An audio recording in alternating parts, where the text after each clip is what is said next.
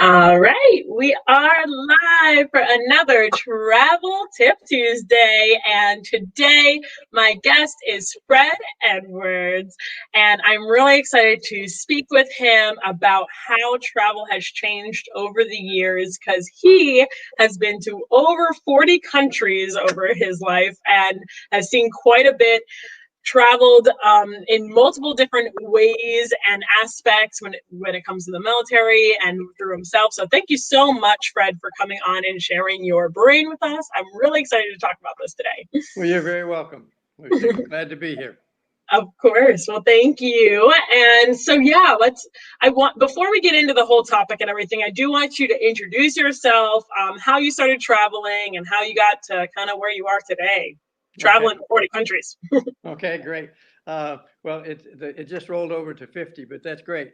Oh, Well, I'll share how that started. I grew up in the hills of Tennessee, and I had what I called my rock. It was actually a cliff up on a mountain that I used to climb up, and I would sit and look out over the other mountains and know there was a big world out there, but I didn't know much about it, and I wanted to go see it. So when then I joined the Air Force to go see it, and I got to see at least part of it from that, mostly Europe. I lived 2 years in Holland, and then I went back and lived 25 years in Germany. So I got to spend a lot of time, but that's how it all got started. And I love to travel and meet different people and different cultures all over the world. that's awesome. So you have seen so many countries, and did you ever have like a goal of seeing all these countries, or were you kind of just like you just did it just kind of all happen all at once and you didn't really expect it, or like what how did that come to be? Well, number one, I wanted to see the world, but I didn't even know there were other countries in the world. I didn't know what that meant, right?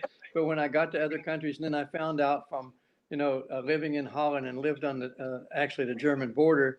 I was stationed in Germany. What happened is I found out there's not only different countries and different cultures, but they live next door to each other. They speak different languages. They have different customs. Some of them, of course, speak each other's language so they can communicate if it's close to the border. Nowadays, of course, language is not a problem because most people speak English.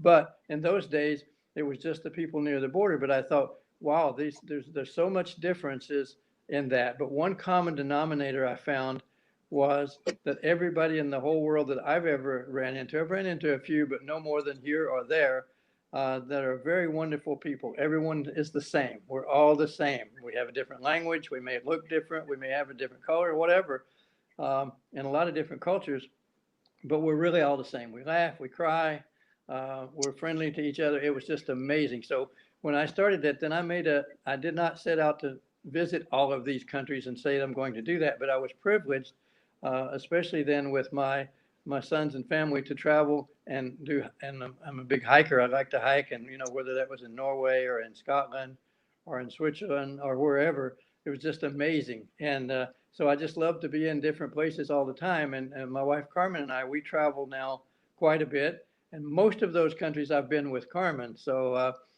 we've done things together, and our mode of travel now is mostly, not always, but mostly by ship. Okay, by cruise. And I mean, there's Yeah, so many different absolutely. ways to travel nowadays. And, we're going through a lot of changes right now because of COVID. So it's very interesting to bring up this topic of how travel has changed over the years. But I think that nobody really goes in when someone travels somewhere and they like get that first taste of the travel bug, like nobody expects it to hit them like it does. Like I know I didn't expect it. I was just like, yeah, I'm gonna go, take this trip. And then I go there and I'm like, wow. And you just like, it hits you like a boulder. And then all of a sudden, like you're planning your next trip and you haven't even ended your first trip. Right. And it's just a continual cycle. And but it's such an amazing feeling that you get when you're out there and you're experiencing new things. I tell people all the time that it's not like reading a history book. Like you read a history book and you're reading about these other countries, I mean, in world history. And I was never into history before in school. But then when I actually went to these different places, I was like, wow, like it just blew my mind how those pages in those books that I read in the past like came to life. And it just meant something so much more different. But so how many years have you been traveling yourself? 50. 50 years. 50 Wow. years. So Actually, that's, actually a little more, but that's okay, right? We'll stop at 50. we'll round to 50. Well, and may I interject that one of the things that I found is that, I didn't realize that, sometime you talk to people here who don't travel or travel a lot, especially out of the country, and there's several reasons that they give you. I'm not sure they're real reasons, but they're maybe excuses, whatever they are. And that is, they're afraid to go out of the country, or, oh, we've got so much to see here. All of those things, all of that's correct, except I personally think it's an excuse because in Germany, and of course, there's totally different circumstances. When I lived in Germany, 84% of the people traveled regularly outside the country. Now, that's not hard to do if it's next door. So it would be like going from, here to Georgia or something. But still different cultures, different things like that. But they also travel far, to the U.S. or to Mhm. Asia or wherever. And it's just part of the culture. But I think it's partly because of the geography. But for us, sometimes we can think this is a big island. And of course, travel broadens your mind in such a way that you can never think that you're the only ones and that you're the only ones that are right and you're doing everything right and everyone else is doing everything wrong. It's probably the best education in the world is travel. Absolutely. No, I completely agree. And I agree. I think they are excuses because there's so many people that like say they want to go and, travel, and then they make excuses as to why they shouldn't, or why it's too expensive, or, oh, they can't do it because of this. But not only that is, those same people who are saying we have so much to see here, most of them haven't seen much here either in the True, US. Like true. there are so many people in their states that have never left their state or their city, which is insane to me because there's so much to see out there in the world and in our own countries. I mean, I've been traveling a lot of the US since COVID and everything because that's what's accessible to me right now. But I've always had the goal of seeing all 50 states. Like that's Right, always been a goal of mine. right, And so yes, I do a lot of travel in Europe. I've seen majority of Europe, but that doesn't negate the fact that there's a lot to see here in the US as well. right. And it's just so crazy when you go to these other countries and how you get to connect with people on a different level. And you do realize like how similar you are to them, and just there's so much to unpack from it. And I think that a lot of people are afraid, they don't know where to start, and that's why I started my whole YouTube channel, like, was to Awesome. help people know where to start, like what is there. I've talked to people and they're like, oh well, you know I just don't, like, how do you find places to stay? How do you find, how do you get there? Like, how do you do this? And I'm like, well, how do you do that when you go anywhere else? How do you Right, do that when you go to New York? Like, if you're going to a new city you've never been to. right. And that's one of the biggest changes that's happened, right? And I'd love for you to talk on this a little too, on how travel has changed over the years. Technology, Okay. Well, biggest sure. change. Well, I've traveled the states as well. I was trying to think. I've missed a few states, but I'm 45 plus in the states that I've visited. So that's pretty good. A lot of the national parks. Carmen and I have traveled a lot to the national parks, and I've traveled a lot before with my sons to the parks as well. But how it's changed, I guess, it's a little funny. So it kind of sounds like I came over on the Mayflower or something, but not quite. But I flew twice to Europe, actually to Germany with the military, and it was on civilian type airplanes, and jet airplanes. But I did fly. My first commercial flight to Europe was Iceland Air with prop jets. So Yeah. that was quite a long flight. Actually, it was a 16-hour flight in those days, and they stopped in Iceland because they had no plane that could cross. I think the Super Connie, for anyone that's around that long, could do that, but most of the others could not. And I'm getting a feedback. Is that me? No, I don't hear Okay, any okay, feedback. okay, Yeah. great, fantastic. So one of the things that's changed drastically, and I think a big part of that was well, there's two major things that happened. One was 9/11, of course. We had no TSA before. You weren't quite as restricted on what you could take with you, and how dangerous things were to take or not take. You didn't quite even though maybe you should have, you didn't quite, wasn't quite as concerned with the people who were flying with you and what they were doing, but it was a lot less obvious. It was a safer time, a quieter time.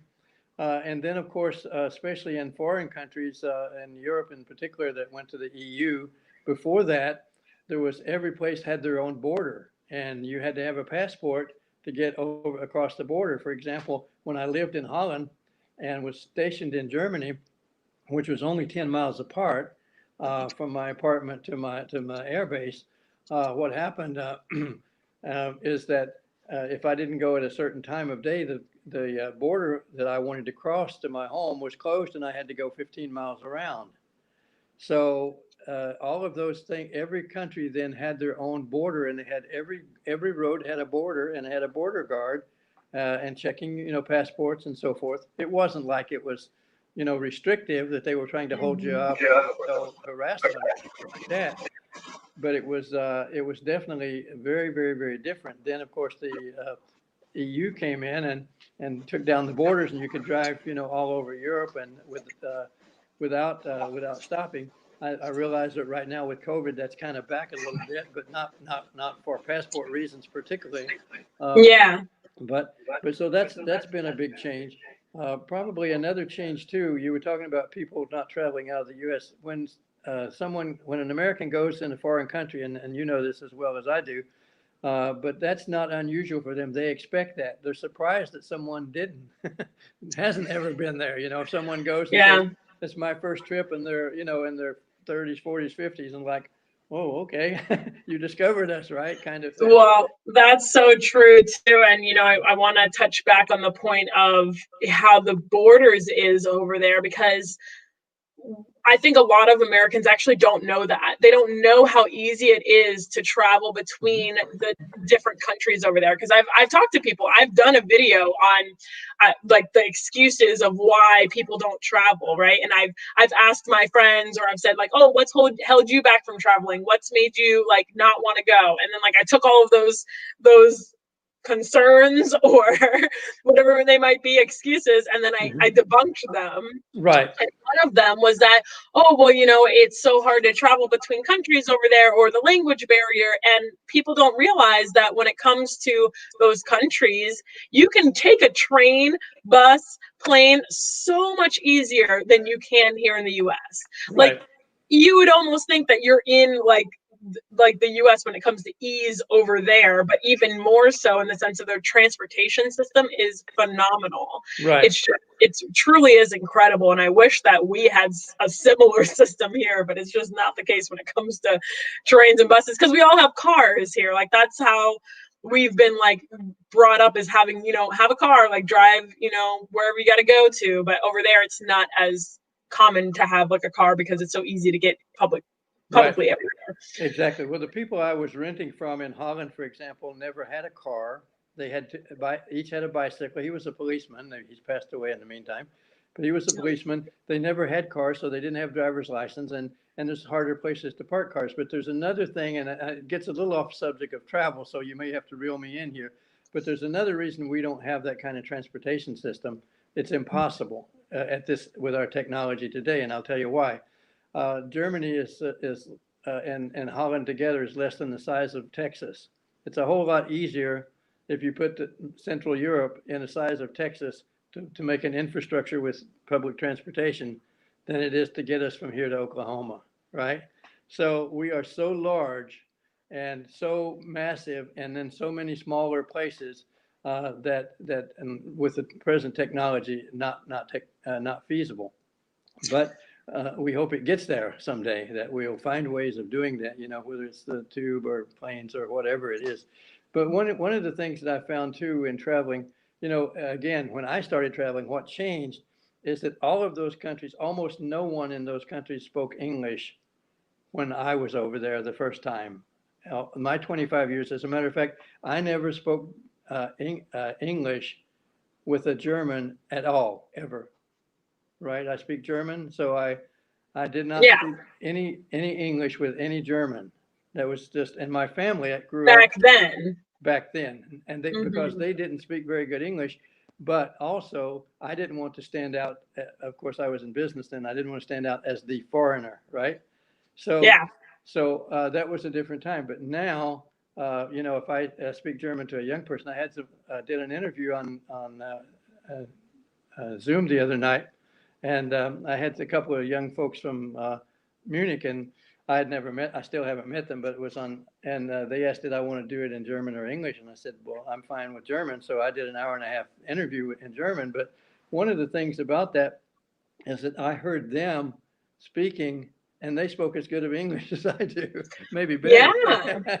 So No, it's crazy. So like it's now really over amazing. there, the young, especially the younger population over Right, there, right, they all learn English. And a lot right. of people think that that's not they think they're going to another country and that they're not going to speak their language and whatever it might be. But English is Not the case. pretty universal Right. nowadays. And a lot of times there will be signs in like two different like whatever it might be, or it's just easy to like get around. And a lot Right. of people don't understand that that's like Right. that barrier isn't there as prevalent anymore. Right, right.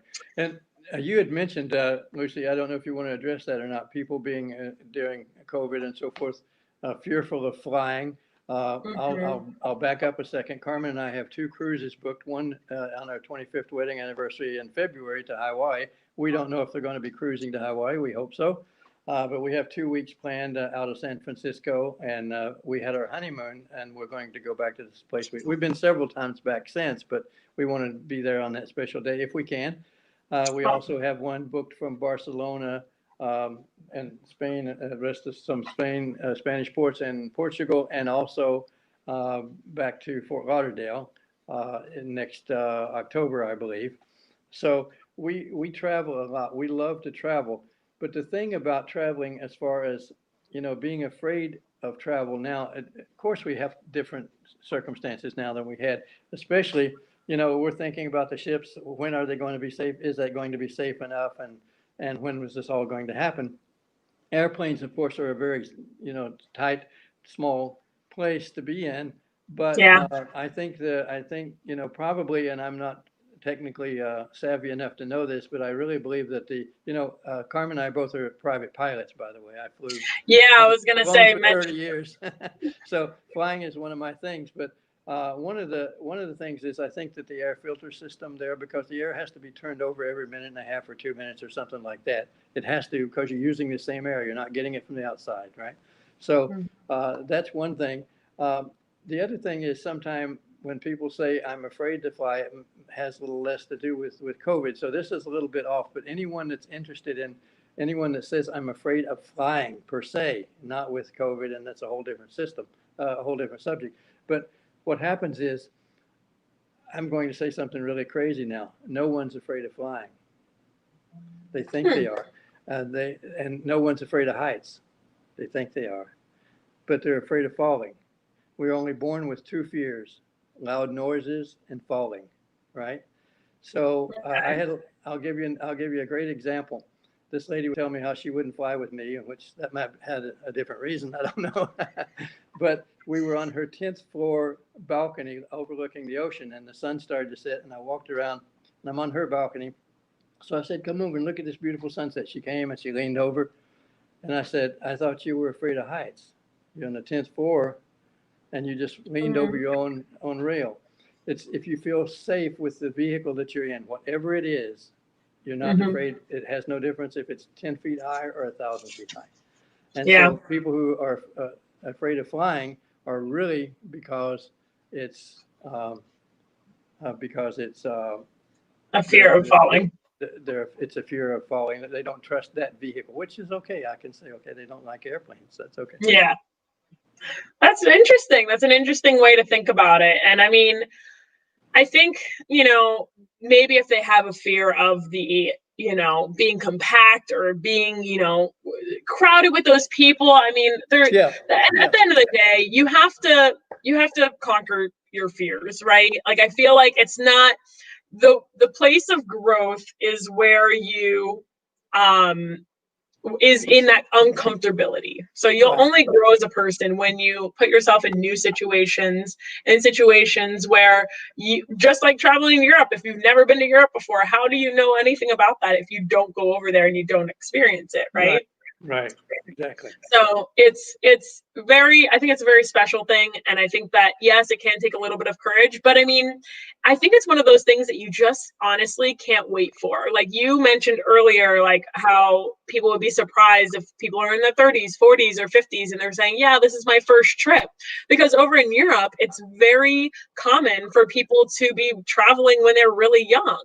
Right. And like experiencing these other countries, yeah, they might be closer, but even just traveling beyond their borders. And I think that, you know, that aspect itself is just that we should be, we tell ourselves that we should be waiting until retirement, right? Or, oh, I'm gonna wait until I retire and then I'm gonna travel. And it's like, but there's no guarantee. There's no guarantee I'm gonna make it to retirement. There's no guarantee for tomorrow. And it's like, just like the COVID, we're dealing with COVID right now.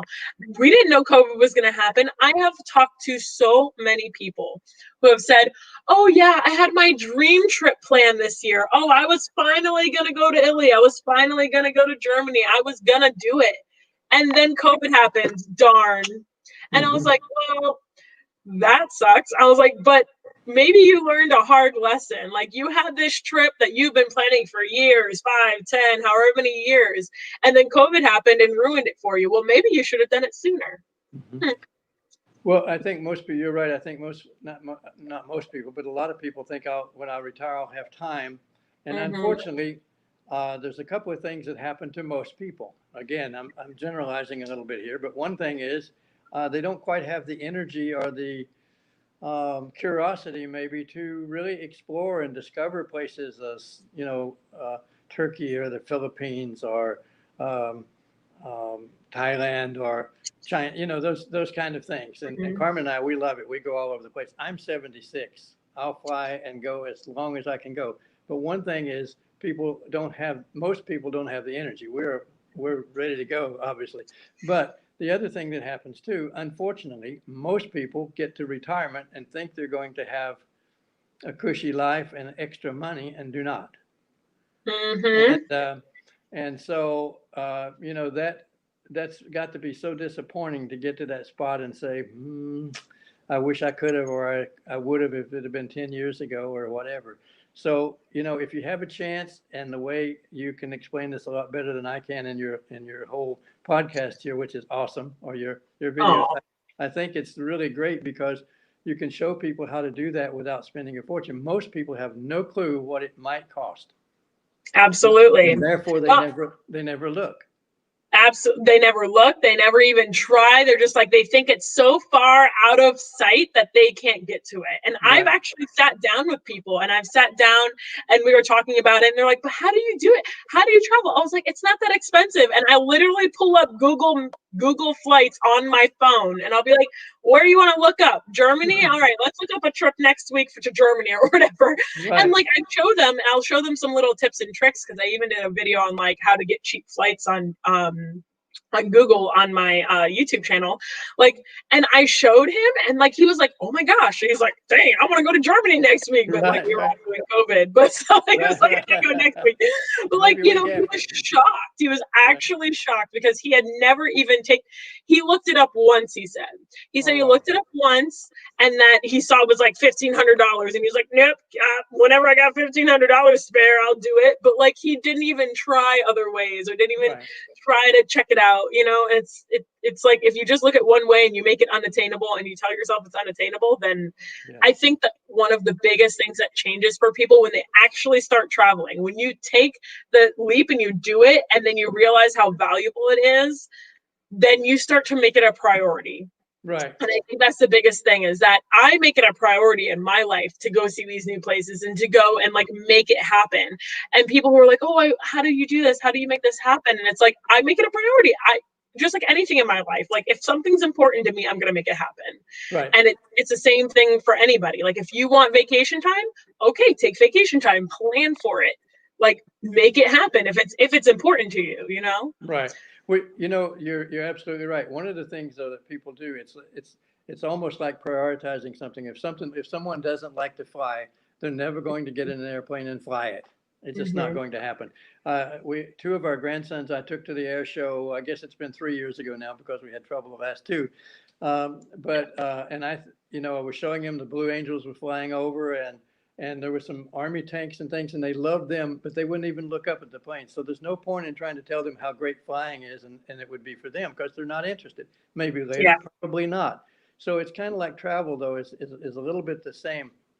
If you're interested in hobby X and that's what you do, you're going to make that a priority, and you're going to find money and time to do it, right? Yeah. But if you haven't ever tasted one of those hobbies and tried what that meant, you're probably not interested. But if you get interested, you will find a way to do it. And travel is exactly the same way. My Absolutely. I have a son that lives in Amsterdam permanently. So uh, my both of my sons were born in Germany. They both speak German and English, and so they were back and forth all the time. So uh, they're well traveled. Yeah, no, and I think that America itself is actually probably one of the least traveled countries. It's like in the sense of Americans. Americans are the least traveled like in the world. Right. Because we just don't when we travel, and I've looked up the statistic before too, is like I think it's only like 30% of our population that has been outside, like traveled internationally. Right. And then of that 30%, a huge portion of them have only traveled to like Mexico or the Bahamas or Canada because it's Yeah. like close in sight. Now, Right. granted, we don't have like the vacation time as much as other countries do. Like, so there's a Right. lot of different factors that go into that. But I think that Right. it's also that mindset that people have just made that unattainable goal. They're like, oh, it's easier to go to the Bahamas. Oh, it's easier to go to Canada or whatever it might be because they think it's closer. But I think that that fear factor for people have really mm, taken over their thought process. Because for instance, if I go to Portland, Oregon, which is we're in Florida, right? We're Mhm. in Florida, and Portland, Oregon is all the way on the other side of the U.S., which you mentioned earlier about the size of the US and the size of the countries over there. But what I like to do to put it into perspective for people is the US, think of each of our states as the countries over there. Because Europe itself is large, very large.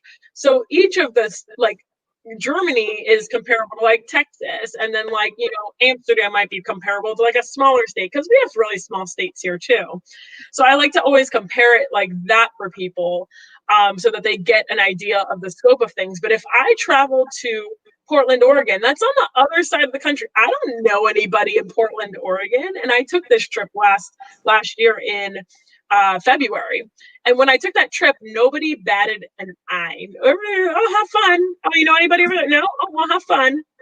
But Mhm. then when I took a trip to Europe, people were like, be safe. Don't get taken. Oh my gosh. Watch out. Like, don't get kidnapped. I'm like, y'all watching too much TV. Too much TV.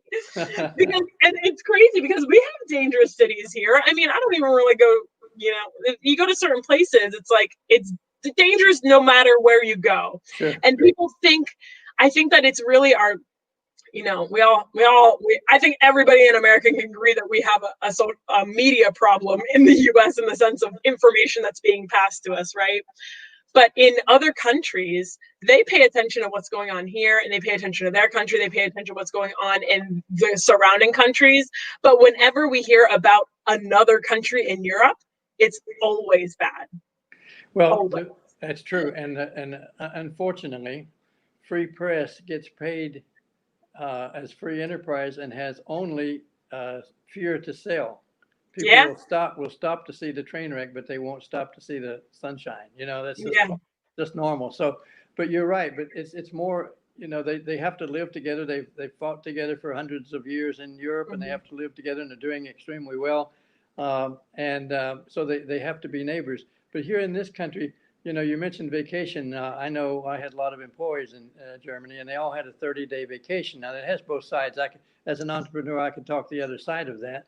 But Yeah. vacation is a normal thing for them. So it's like, but it was Yeah. almost like before until 50 years ago, they were working 6-day weeks. So Hmm. it's almost like, well, now I work my time, but I get my time off. So um, that's a different mentality all over Yeah. here than we have. And, so it's a different, easier for them to do. But the proximity of other countries is really great. But they like to travel too. You see a lot of, people from Europe here in the US and visiting and so forth. So it's really Yeah. great. I think one of the fears, fear of the unknown is probably a little bit in everyone, but really when you look at it, when you say, well, I don't know what's in that country and all. I remember, for example, traveling in Turkey. I think you went to Turkey recently, didn't you? Did you go to No, I Turkey? didn't go to Turkey. I was supposed to go to Budapest in April, Oh, but okay, right, that right, didn't happen. right. Well, and there's certain times like Carmen and I've been to Turkey many times, and I've been to Turkey lots and lots of times. Hmm. But there's places in Turkey I wouldn't go now, and it's not because Turkey per se is a bad country. They just have Yeah. some internal strife among themselves, religious factions that are causing trouble with them. So that's kind of the thing. Would you excuse me 1 second, Carmen? Sorry about that. Um, That's good. um, but I wouldn't travel there right now. I wouldn't travel there right now. But it's, hang on a minute. Can you hook, I'm running low battery. My battery's down quicker than I thought. Carmen's going to hook it up for me. Okay, cool. Okay, great. Don't want to lose you. No, Well, but yeah. so there's certain things you watch for, but generally I need juice. Hook it up here. Okay. Okay. Now she's fixing me up. Sorry about that, guys. Sorry, No sorry for the problem. interruption. Okay, go ahead, Lucy. Ask the question. Yeah, no. So you've been to over 40 countries and you've done a lot of hiking. You've done a lot of different types of travel within those countries.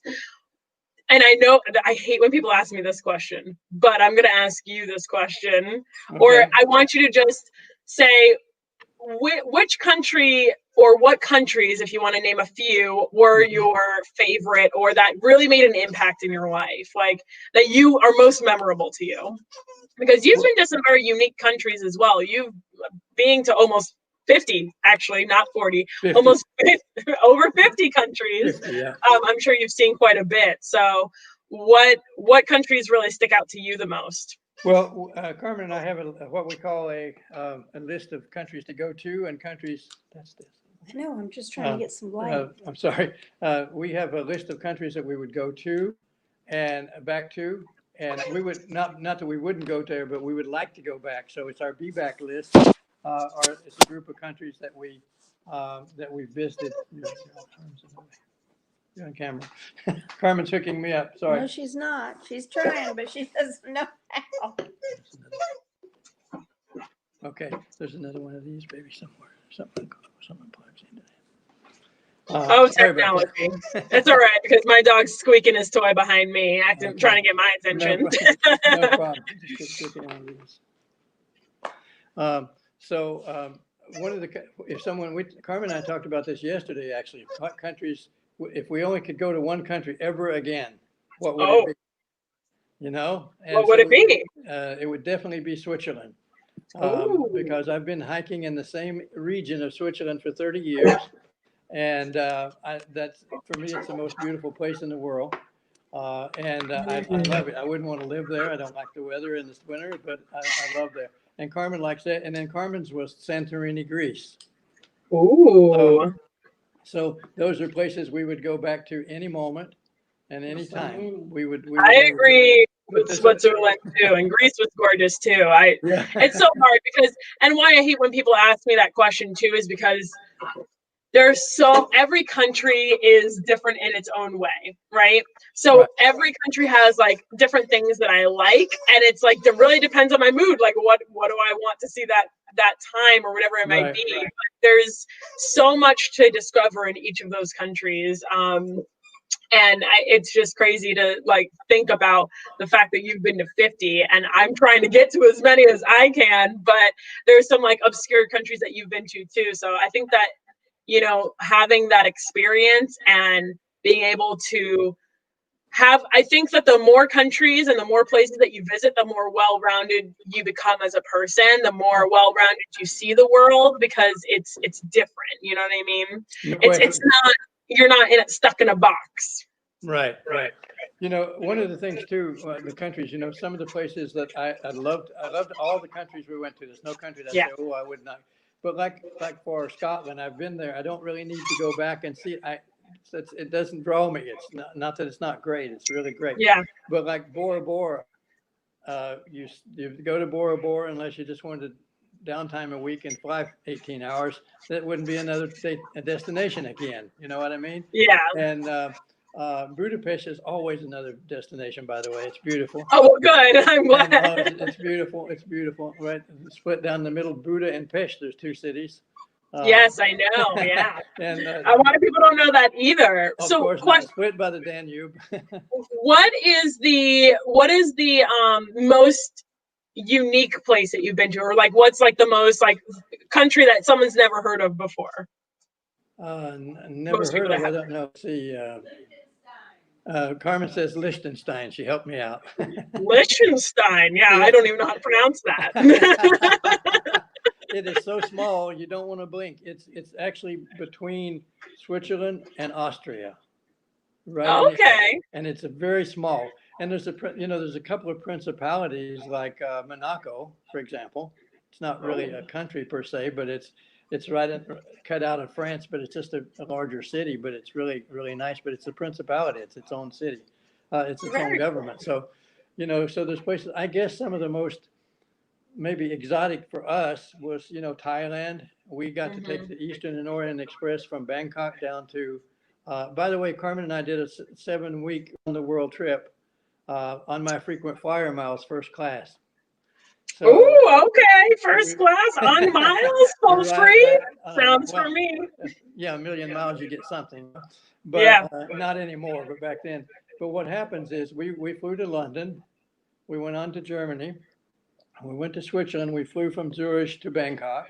We spent some time in Bangkok, and then in Thailand. We went down on an Eastern and Orient Express through Malaysia to Singapore, and then we flew from there to Hong Kong. Got on a ship, went to the Philippines, Taiwan, Shanghai, and Beijing. So wow, that was quite a trip. But so Asia, I loved Asia, but I'm not curious about exploring it again. Now, again, that's probably an age thing as well. Maybe 30 years ago, I might have said, let's explore northern Thailand. It's supposed to be very, very beautiful. Or when we were at the Great Wall, I said, maybe we'll come back and do one of those hiking, camping things, 100 miles up we never did. So, but those kind of things, but that's not a draw for us anymore. Well, and I think that's what's so special about travel too, is that every single person can have different wants or different likes about different countries, right? So like, for instance, I could love Scotland. Like you mentioned that you wouldn't go back to Scotland. I would go back to Scotland in a heartbeat. But like everybody likes different things, and that's what's so nice is there's such a variety of places to visit that you're never truly like, everybody can have that different experience. Because I went to Hong Kong, and honestly, I wasn't like a huge fan of it. I don't really know what I ate that week, honestly.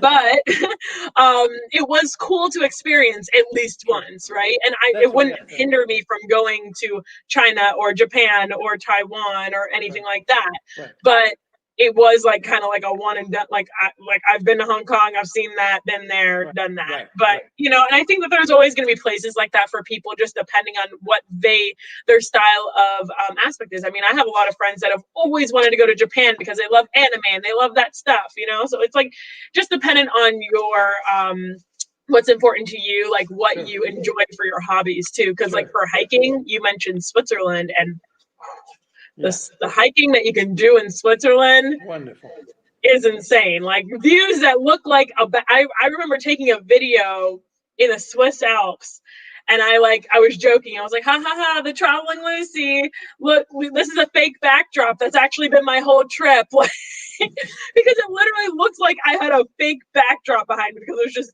drop dead gorgeous. Yeah. Well, Carmen and So, I go to the same place every time. I've been to a lot of not all the places, most of the places in Switzerland, but we go to a place called Wingen, W-E-N, W-G-N.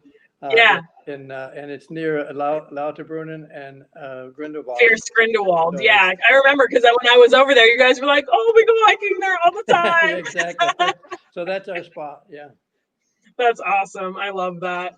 So, the travel industry right now is going through a lot of changes. And it's a very resilient thing though. And I think that a lot of people are, worried about, how travel is going to look in the future and how things are going to be. And I wonder what we're going to end up taking from all of this. Because like you mentioned earlier with the fact of 9/11 that changed the whole experience at the airports. So now the airports are going through a whole nother thing where you're required to wear a mask, like temperature checks and all of this such. So it's going to be interesting to see how in the next year how that is implemented. But the travel industry has always been very resilient and people have always wanted to get out there, and I feel like even more so now, Right. especially with domestic travel here in the US too.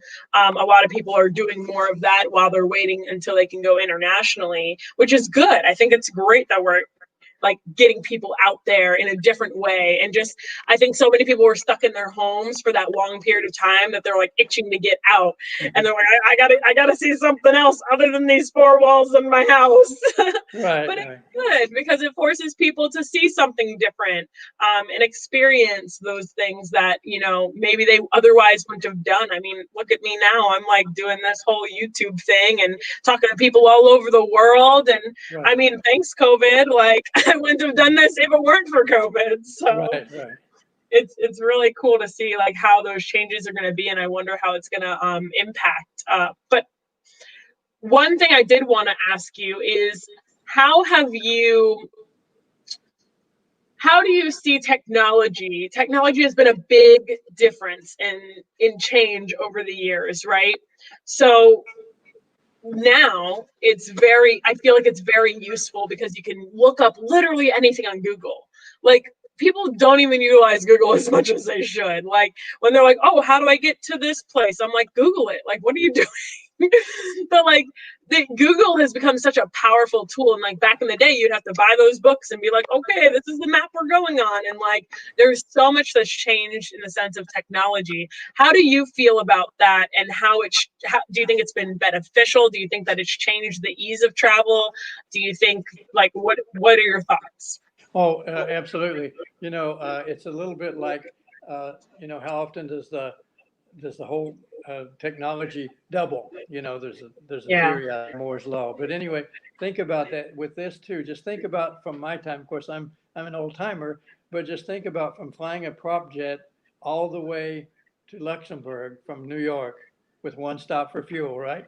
To and by the way, I got to fly the Concorde from New York to London, 2.5 hours. And Wow. I got to go in the cockpit in those days. I told them I'm a pilot. Would you let me up there? And they did. We were 61,000 feet, Mach 1, almost Mach 2, right? Twice the speed of sound, 1,400 miles an hour. And you could see the curvature of the Earth. So Wow. for what I believe is that the technology is already there for supersonic flight. Actually, supersonic flight didn't take off for two reasons. Number one, it was very expensive and very loud. It was owned by the British government and the French government, but it was very loud and you couldn't fly it over land because of the sonic boom. That's why it only flew from New York to London, right? Mm-hmm. So they think they've got that fixed, and if they do, they've also got planes now, and we've got military planes that fly 3 times and 4 times the speed of sound. So there's no reason they can't have civilian ones that fly from here to Australia in 4 hours. No problem, right? So I see that really coming. But the other thing that's happened with that altogether, and this has been happening over the last, because of that technology change, All of that's been coming together, and it will be much cheaper than now based on whatever the money's worth then. It costs so much less to fly now than it did 20 years ago. Hmm. You That's know, interesting. probably half or less than half, way less than half. And if you go back Wow. 30 or 40 years ago, it was probably 5 or 10 times as much to fly from one place to another as it is today. So yes, but that's technology, which technology then fuels demand, and demand fuels price. That's it.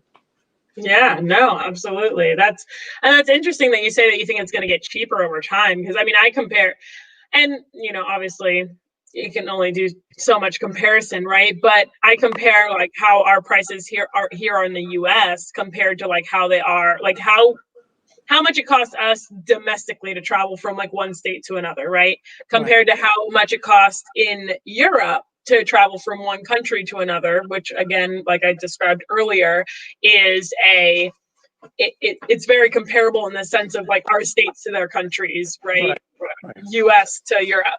So over there, like their flights can be so much cheaper, or they are so much cheaper. Like I've taken a flight once. If you book them obviously at the right time, there's obviously always going to be more expensive flights that you can take. But if you're looking for the right things, like I've taken a flight from England to Denmark for £12, Right. which is equivalent to like $15. Ryanair, right?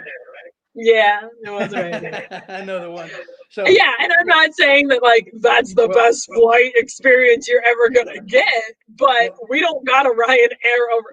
We have like Spirit and whatever it might be, but even those ones, it's like $100, and it's like, you know what I mean, in comparison.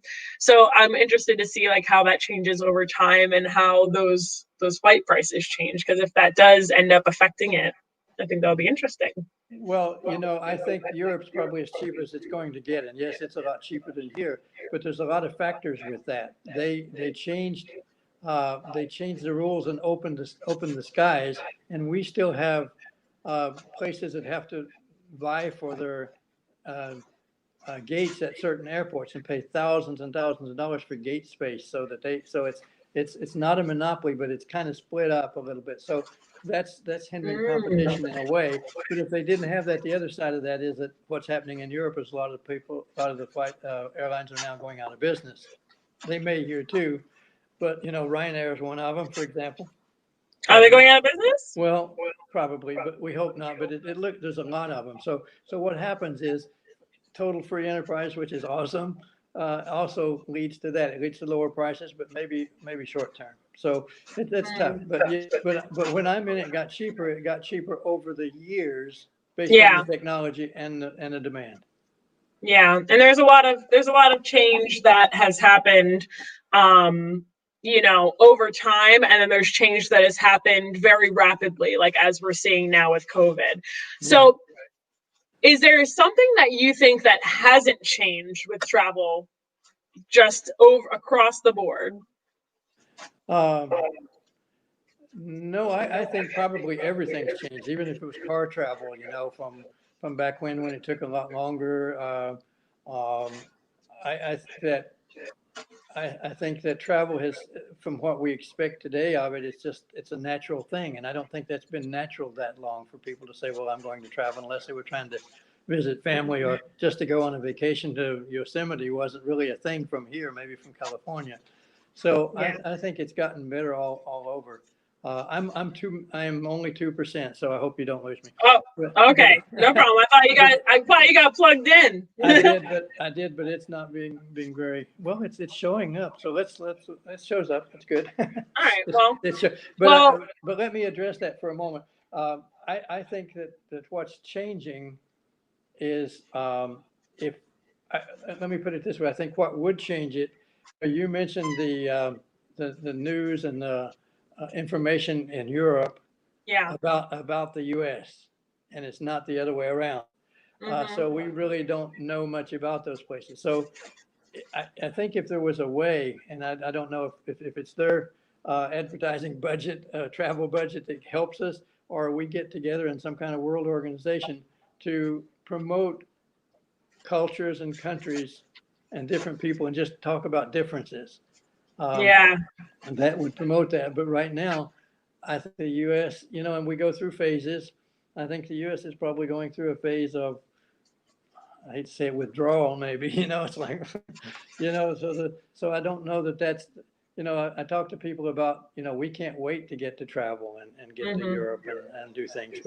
But most people are probably more apprehensive now, even if when COVID goes away, than they were Yeah. before. So I don't know. I think it's, honestly, that's kind of going out on a limb, but I think our education system is catching up with us.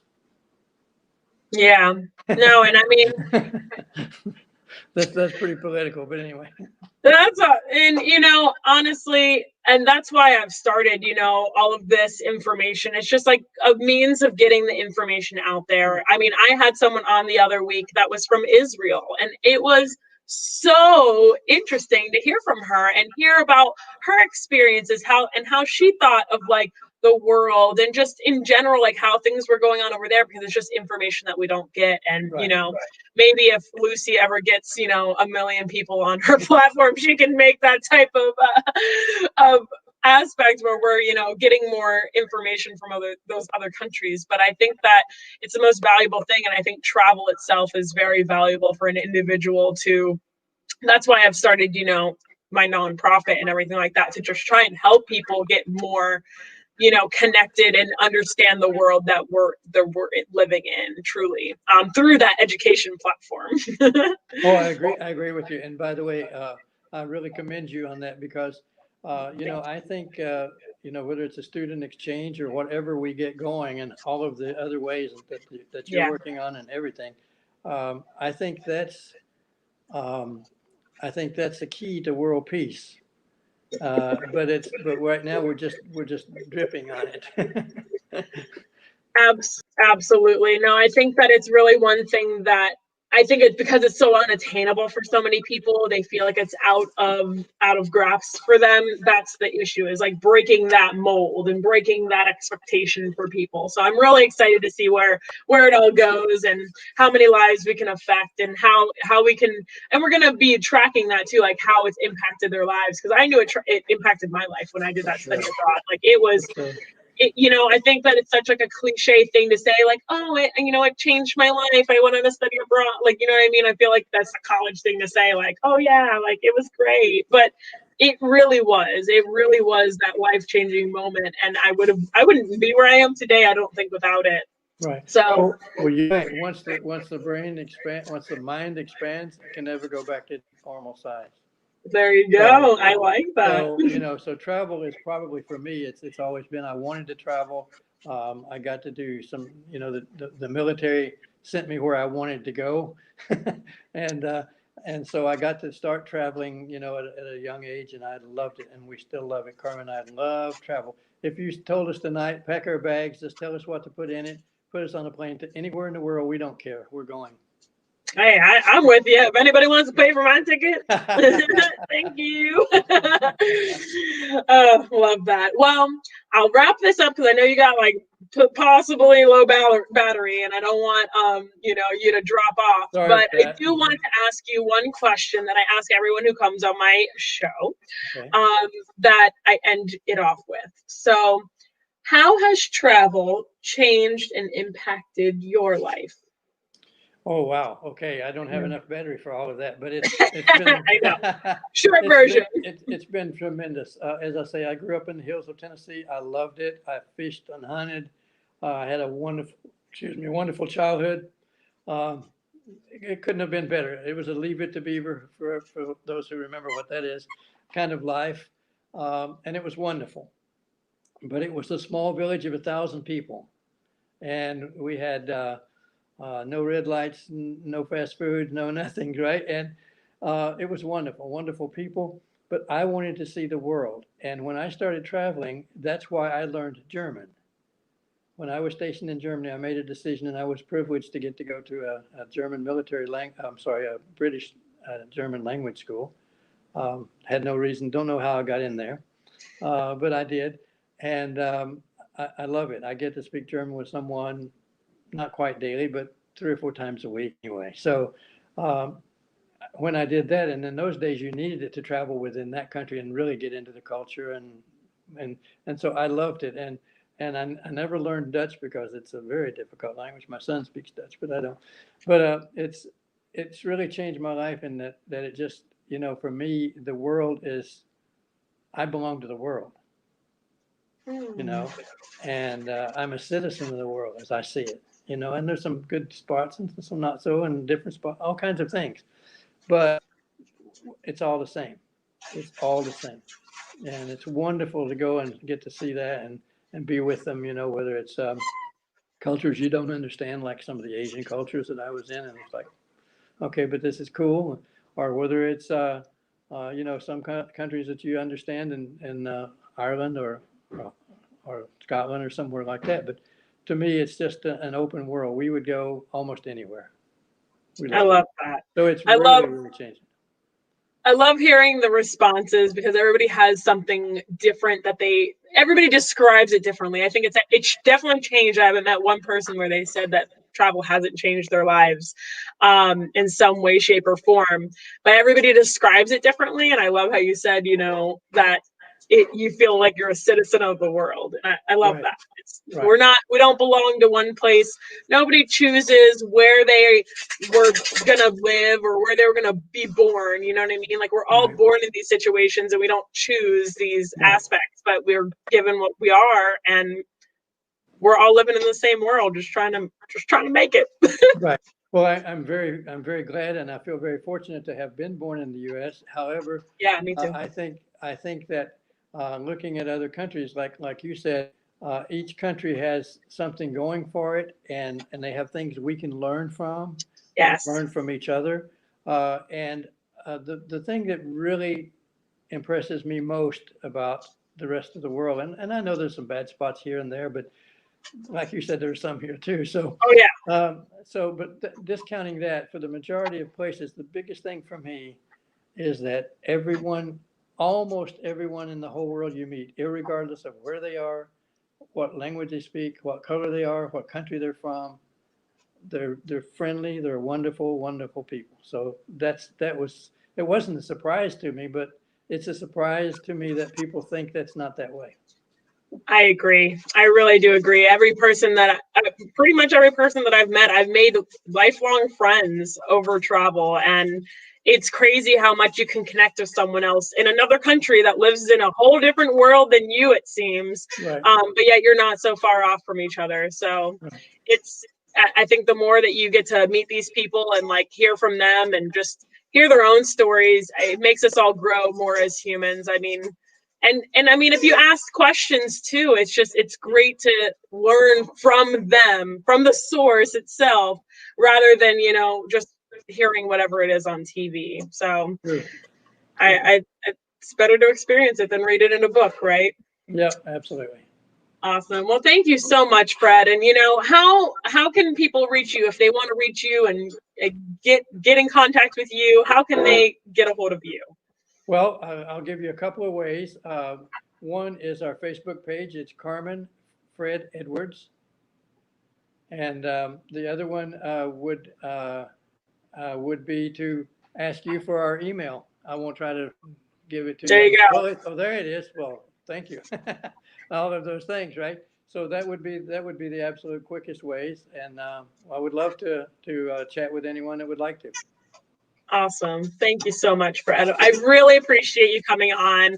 And it's always a pleasure to hear from other people who have experienced things. And when I created this platform, I never knew what it would really turn into, but it's turned into a learning experience for me because I haven't been everywhere. I've been to many places in a short amount of time, 15 countries and 15 states in just 4 years. Awesome. But that's not nearly as much as anybody else. And everybody else has been to and experience different things in different ways, and having those people come on here and share what they've experienced teaches me more.